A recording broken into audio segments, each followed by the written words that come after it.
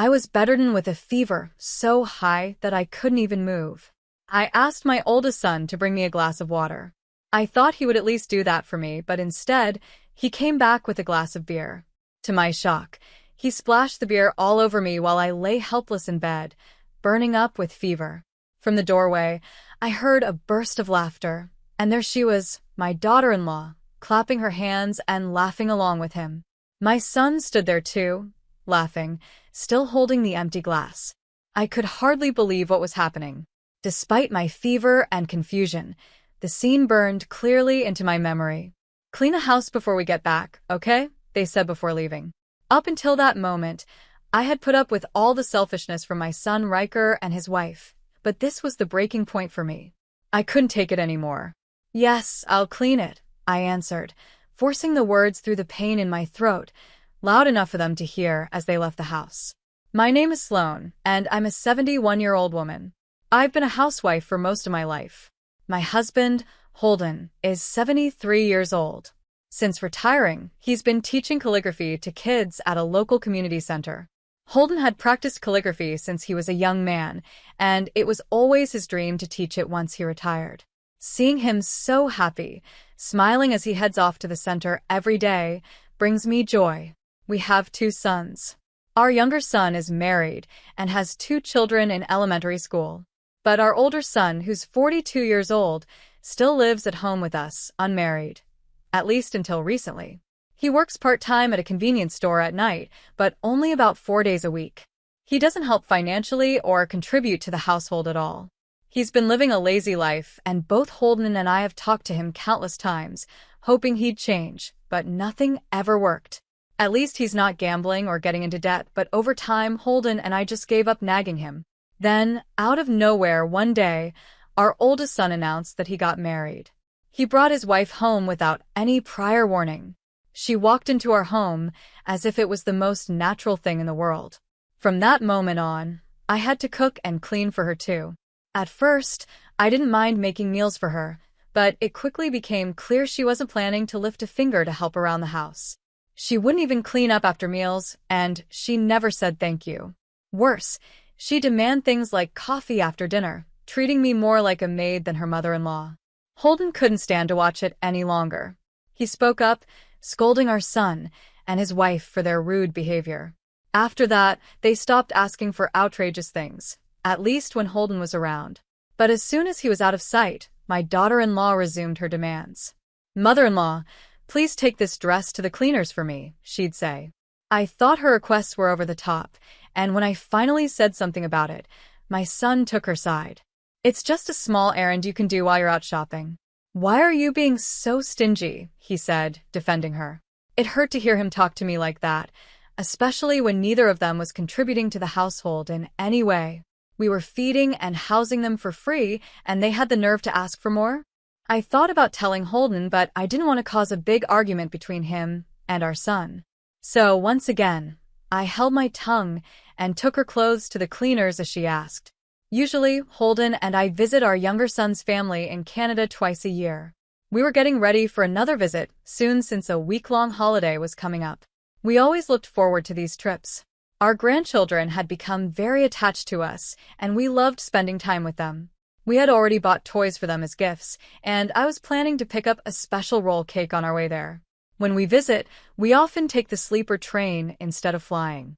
The train ride gives us a chance to relax and enjoy the scenery, something you can't do from a plane.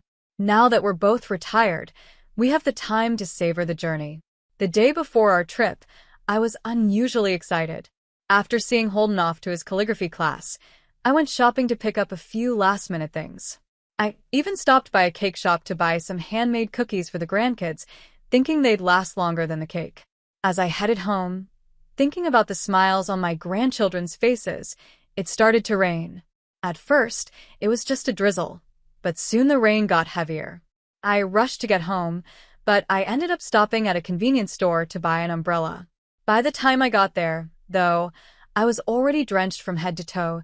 I thought about waiting out the rain at the convenience store, but since I didn't know when it would stop and I wanted to warm up in a hot bath, I bought an umbrella and rushed home. As soon as I stepped through the door and was about to run myself a bath, my daughter-in-law appeared and said, "Sloan, are you about to take a bath? I need to go out, so let me use the bath first." "Oh, and can you start dinner early?" Without waiting for an answer, she shut the bathroom door behind her. It wasn't even her house, yet she acted like she owned it. I changed into dry clothes and started preparing dinner, trying my best to ignore her. While I was cooking, I began to sneeze. I knew it would be terrible to catch a cold the day before our trip, but I couldn't help it. Meanwhile, my daughter-in-law spent over an hour in the bathroom, lounging in the bath while I felt my body growing colder. The next morning, the day we were supposed to visit our younger son and his family, I woke up feeling absolutely terrible. My throat was sore, my nose was running, and when I checked my temperature, it was 100 degrees Fahrenheit. Sure enough, I had caught a cold from yesterday's rain. I told Holden that he should go to Canada without me because I didn't want to risk passing my cold on to our grandchildren. Holden suggested that we cancel the trip, but since we had already bought the sleeper train tickets and because we had gifts ready for the kids, I insisted he go on his own.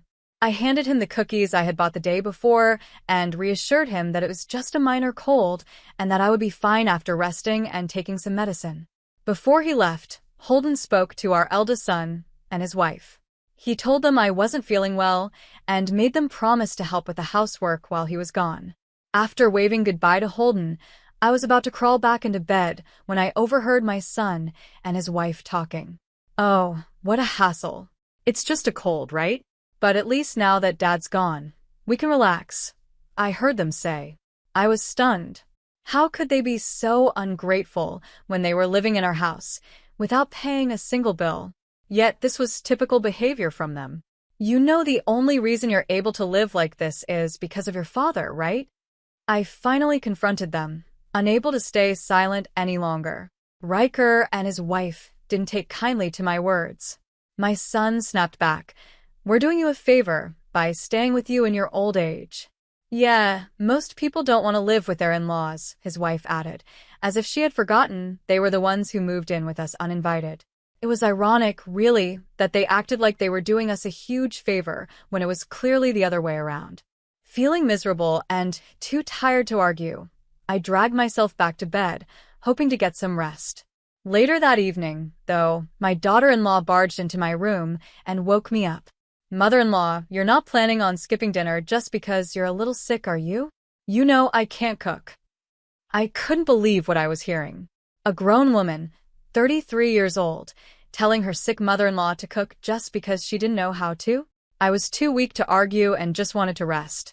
I wished Holden had warned them more sternly before he left that morning. Still, I forced myself to ignore her and try to go back to sleep. But my daughter-in-law wouldn't leave until I dragged myself out of bed to make something for them to eat. In the kitchen, I started preparing a simple meal. As I worked, Riker came home, barely acknowledging me even though I was visibly sick, wearing a mask. He acted as if everything was perfectly normal. Without a second thought, he demanded, "Hey, the bath isn't ready yet." They didn't care whether I was ill or not. I knew there was no point in arguing with them, so I finished making dinner as quickly as I could and prepared the bath afterward. When I returned to the living room, Riker and his wife were happily chatting away as they ate the meal I had just cooked. Between bites, my daughter-in-law casually mentioned, "We're going on a trip abroad the day after tomorrow, so don't get us sick with your cold." I was shocked. They hadn't said a word about planning a trip, let alone one abroad. Apparently, they were taking 3 weeks off to travel around Europe, and Riker had taken time off from his part-time job for it. While I was surprised, I was also relieved. At least they wouldn't be home for the next 3 weeks. The morning of their departure, my condition had worsened. My fever had spiked to nearly 103 degrees Fahrenheit, and I felt so weak that I couldn't get out of bed. My head pounded, and I was desperately thirsty, but I couldn't even lift myself to get a drink. Just then, Riker came into my room. Without a hint of concern, he said, "Hey, make us some food. You can still cook, even if you have a cold." I couldn't hold back my tears as I lay there, my own son demanding that I cook for him when I was too ill to even move. "Eat out," I muttered through my tears, finally too exhausted to care anymore. I was lying in bed, feeling weak and burning up with a high fever. I could barely move, so I asked my oldest son to bring me a glass of water, hoping he would help me in my time of need. But instead of water, he came back with a glass of beer. To my shock, he didn't hand it to me. He threw it all over me while I lay there helpless. I was soaked and stunned. From the doorway, I heard laughing, and when I looked, my daughter-in-law was standing there, clapping her hands and laughing right along with him. My son, still holding the empty glass, was laughing too. I was feverish and confused, but that moment was seared into my mind as clear as day. Before they left, they casually said, "Make sure to clean the house before we get back, okay?" That was the last straw. I had endured enough of Riker and his wife's selfish behavior, but this was too much. Forcing myself to speak through the pain in my throat, I said, "Yes, I'll clean it," loud enough so they could hear me as they walked out. My name is Sloane, and I'm a 71-year-old housewife. My husband, Holden, is 73 and retired. Since he stopped working, he's been teaching calligraphy to children at the local community center. He's been passionate about calligraphy since he was young, and it was always his dream to teach it once he retired. Seeing him so happy heading to the community center every day with a smile makes me happy too. We have 2 sons. Our younger son is married and has 2 wonderful children who are still in elementary school. But our eldest, Riker, who's now 42, still lives with us. Up until recently, he wasn't married, and even though he works part-time at a convenience store, it's only about 4 days a week. He doesn't contribute to the household financially or otherwise and spends most of his time lazing around. Holden and I have had countless talks with him about his lack of responsibility, but nothing ever changed. At least he wasn't gambling or in debt, so after a while, we stopped nagging him. Then, out of nowhere, one day, Riker suddenly announced that he got married. He brought his wife home without any warning, and she moved in as if it was the most natural thing in the world. From that day on, I had another person to take care of. At first, I didn't mind cooking for my new daughter-in-law, but I quickly realized she had no intention of helping out around the house. She wouldn't even clean up after herself, and not once did she say thank you for the meals I prepared. Instead, she began making demands, like asking me to serve her coffee after dinner, as if I were a maid. Holden couldn't stand seeing this anymore. He confronted Riker and his wife, scolding them for their rudeness. After that, they stopped making unreasonable demands, at least when Holden was around. But as soon as he wasn't there, my daughter-in-law went back to her usual ways. "Mother-in-law, can you take this dress to the cleaners for me?" she'd ask, every time acting like it was a favor I should be happy to do. I finally got fed up and told her she was being too selfish. But when I did, Riker took her side. "Why are you being so stingy, Mom? It's just something you can do while you're out shopping," he said, defending her. It hurt to hear him say that, especially since neither of them contributed anything to the household, yet they were living off of us for free. I thought about telling Holden about it, but I didn't want to stir up trouble between him and Riker. So, once again, I bit my tongue and took her clothes to the cleaners. Holden and I usually visit our younger son's family in Canada twice a year, and we were planning another trip soon because a week-long holiday was coming up. We love these trips, and our grandchildren have grown quite close to us. We had already bought some toys as gifts for them, and I was planning to pick up a special roll cake for the family on our way. We usually take the sleeper train when we visit them, rather than flying. The train ride is relaxing, and we enjoy the scenic views. Now that we're both retired, we have time to appreciate these little moments. The day before the trip, I was feeling unusually excited. After Holden left for his calligraphy class, I went out to do some last-minute shopping. While I was out, I stopped by a cake shop and bought some handmade cookies for the grandkids, thinking they'd last longer than the roll cake I had planned to buy. On my way home, I couldn't help but think about how excited our grandchildren would be to see us. But as I was walking back, the weather took a turn, and it started to drizzle. The drizzle quickly turned into heavier rain, and I found myself hurrying to get home. I decided to stop by a nearby convenience store to buy an umbrella. By the time I got there, though, I was already soaked through, my clothes clinging to my skin. I was cold and tired when I finally got home, hoping to warm up with a nice bath. But just as I was about to take one, my daughter-in-law popped up out of nowhere. "Sloane, are you about to take a bath?" I need to go out now, so let me use it first, she said, not waiting for my response before shutting the bathroom door. Then she added, "Oh, and can you start dinner early?" This was my life now, and all I could do was change into dry clothes and start making dinner. The phone rang, and it was from the carpenter, a good friend of Holden's. He's about 58 years old and serves as the site supervisor for our new house. We hurried over to meet him. He gave us a tour of the house, explaining every detail of the layout. We had designed the house to be a single-story, fully accessible home, keeping our future in mind as we aged. As we walked through, I was blown away by how beautiful the house turned out, even better than I had imagined. I could already picture us living there, enjoying our retirement. Some furniture that had been left in the living room was moved by the carpenters. When I thanked them, they simply smiled and said, "It's no problem. Holden helped us out a lot back in the day, so this is nothing." And with that, Holden and I moved into our new home. It was more comfortable than we could have ever dreamed, and for the first time in a long time, our lives were peaceful.